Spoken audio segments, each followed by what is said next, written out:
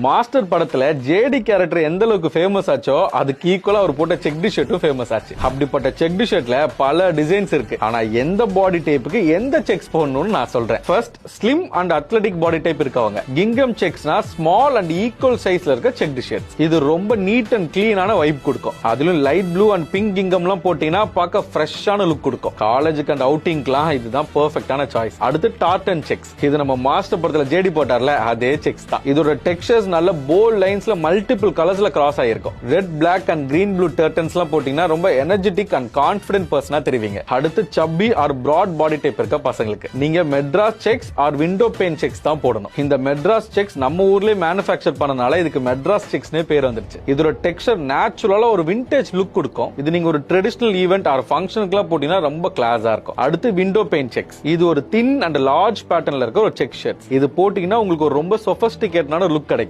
At a டைம்ல ப்ரொஃபஷனலாவும் தெரியணும், கேஷுவலாவும் தெரியணும்னா இது ஒரு பக்காவான ஆப்ஷன். சோ பாய்ஸ், செக்டு ஷர்ட்னு சொல்லிட்டு எல்லாத்தையும் வாங்கி போடாம உங்க பாடிக்கு எது சூட் ஆகுமோ அதை